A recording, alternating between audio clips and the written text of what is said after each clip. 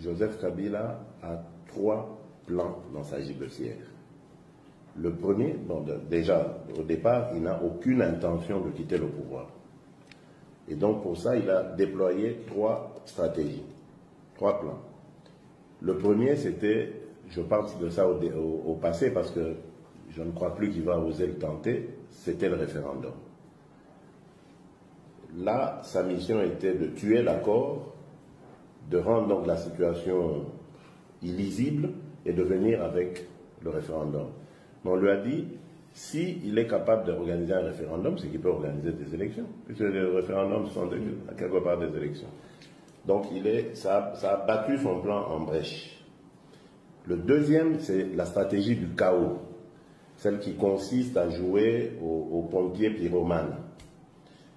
Il met le feu, il n'y a plus d'interlocuteurs, il n'y a plus de possibilité d'intervenir, il met la MONUSCO dans de graves difficultés et il réapparaît maintenant comme la seule carte à même de pacifier le pays, etc. Ça, c'est le plan qu'il est en train de jouer aujourd'hui, dont on parlera. Parce que ce plan est en passe d'échouer. Et donc, lorsque ce plan échouera, il sortira le troisième, qui est le scénario que nous appelons à la Poutine. Ça, évidemment, ça consiste à garder le contrôle du processus électoral, ce qu'il fait toujours jusqu'à aujourd'hui, pour ensuite mettre un pantin qu'il aura choisi et qui va lui chauffer le siège pendant qu'il va se mettre un peu de côté. Et ce sera ce pantin qui sera le président de la République pour organiser évidemment son retour. Voilà les 3 axes sur lesquels Joseph Kabila est en train de se déployer. Il a échoué pour le référendum. Maintenant, il a mis le feu au pays. Ça avait commencé à Béni, ça arrive au Kasaï. Dieu merci, au Kasaï, son plan a échoué parce que vous savez que les vrais, c'est vrai qu'on a chargé les FARDC, etc. Mais les vrais responsables des massacres au Kasaï sont les milices de Gédéon Kyungu. Gédéon Kyungu, un grand criminel dont la place est en prison, mais là, il se retrouve libre et ce sont ces troupes qui ont été emmenées, transposées au Kasaï avec mission de tuer. Aujourd'hui, il y a des révélations parce qu'il y a quand même eu je vais dire des repentis peut-être parmi eux qui aujourd'hui se mettent à parler. Ce sont les milices de Gédéon Kyungu qui sont à la base des horreurs au Kasaï. Et ces milices sont instrumentalisées par Joseph Kabila et ses hommes. Il faut le savoir. Et voilà pourquoi vous voyez qu'il s'oppose par tous les moyens à une enquête internationale. M. Kitundu est passé derrière nous, partout en Afrique, où on a été, même à des endroits où on n'a pas été, pour essayer d'obtenir de ses pairs africains de ne pas accepter cette initiative d'une enquête internationale. Mais je crois que là aussi, ils perdront la bataille qui est en train de se dérouler maintenant aux Nations Unies, enfin à Genève, les Nations Unies de Genève. Ils perdront cette bataille parce que, tout simplement, la vérité, on peut l'étouffer pendant longtemps, mais on ne peut pas l'étouffer tout le temps. Il est venu le moment où la vérité doit éclater et elle éclatera au grand jour et démontrera la vraie nature de ce régime et justifiera d'ailleurs notre position qui est de barrer la route à ce régime, de ne pas lui donner un jour de plus à la fin de cette année. Après la fin de cette année qui va sceller donc l'accord, la fin de l'accord que nous avons signé le 31 décembre passé. Donc voilà. Et donc pour revenir à votre question, je pense qu'au Kasaï, il y a des massacres, c'est vraiment des massacres qui ressemblent à un début de génocide. Il faut que la communauté internationale intervienne. Parce qu'après ça risque de s'étendre au Bas-Congo. Vous avez vu qu'il y a eu la libération de Nemwanda Semi, ou la pseudo-évasion, j'allais dire.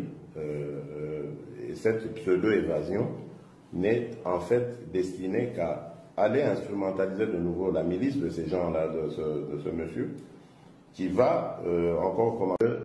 Joseph Kabila a 3 plans dans sa gibecière. Le premier, bon, déjà, au départ, il n'a aucune intention de quitter le pouvoir. Et donc, pour ça, il a déployé 3 stratégies, 3 plans. Le premier, c'était, je parle de ça au passé parce que je ne crois plus qu'il va oser le tenter, c'était le référendum.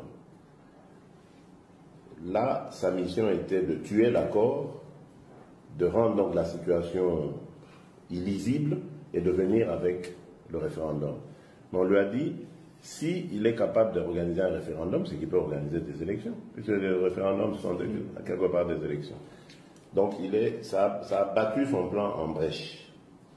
Le deuxième, c'est la stratégie du chaos, celle qui consiste à jouer aux pompiers pyromanes. Il met le feu, il n'y a plus d'interlocuteurs, il n'y a plus de possibilité d'intervenir, il met la MONUSCO dans de graves difficultés et il réapparaît maintenant comme la seule carte à même de pacifier le pays, etc. Ça, c'est le plan qu'il est en train de jouer aujourd'hui, dont on parlera. Parce que ce plan est en passe d'échouer. Et donc, lorsque ce plan échouera, il sortira le troisième, qui est le scénario que nous appelons à la Poutine. Ça, évidemment, ça consiste à garder le contrôle du processus électoral, ce qu'il fait toujours jusqu'à aujourd'hui, pour ensuite mettre un pantin qu'il aura choisi et qui va lui chauffer le siège pendant qu'il va se mettre un peu de côté. Et ce sera ce pantin qui sera le président de la République pour organiser évidemment son retour. Voilà les 3 axes sur lesquels Joseph Kabila est en train de se déployer. Il a échoué pour le référendum. Maintenant, il a mis le feu au pays. Ça avait commencé à Béni, ça arrive au Kasaï. Dieu merci, au Kasaï, son plan a échoué parce que vous savez que les vrais, c'est vrai qu'on a chargé les FARDC, etc. Mais les vrais responsables des massacres au Kasaï sont les milices de Gédéon Kyungu. Gédéon Kyungu, un grand criminel dont la place est en prison, mais là, il se retrouve libre et ce sont ces troupes qui ont été emmenées, transposées au Kasaï avec mission de tuer. Aujourd'hui, il y a des révélations parce qu'il y a quand même eu je vais dire des repentis peut-être parmi eux qui aujourd'hui se mettent à parler. Ce sont les milices de Gédéon Kyungu qui sont à la base des horreurs au Kasaï. Et ces milices sont instrumentalisées par Joseph Kabila et ses hommes. Il faut le savoir. Et voilà pourquoi vous voyez qu'il s'oppose par tous les moyens à une enquête internationale. M. Kitundu est passé derrière nous, partout en Afrique, où on a été, même à des endroits où on n'a pas été, pour essayer d'obtenir de ses pairs africains de ne pas accepter cette initiative d'une enquête internationale. Mais je crois que là aussi, ils perdront la bataille qui est en train de se dérouler maintenant aux Nations Unies, enfin à Genève, les Nations Unies de Genève. Ils perdront cette bataille parce que, tout simplement, la vérité, on peut l'étouffer pendant longtemps, mais on ne peut pas l'étouffer tout le temps. Il est venu le moment où la vérité doit éclater et elle éclatera au grand jour et démontrera la vraie nature de ce régime. Et justifiera d'ailleurs notre position qui est de barrer la route à ce régime, de ne pas lui donner un jour de plus à la fin de cette année. Après la fin de cette année qui va sceller donc l'accord, la fin de l'accord que nous avons signé le 31 décembre passé. Donc voilà.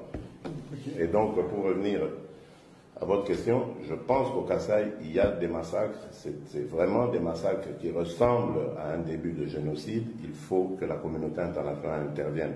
Parce qu'après ça, ça risque de s'étendre au Bas-Congo. Vous avez vu qu'il y a eu la libération de Nemwanda Semi, ou la pseudo-évasion, j'allais dire. Et cette pseudo-évasion n'est en fait destinée qu'à aller instrumentaliser de nouveau la milice de ces gens-là, de ce monsieur, qui va encore commencer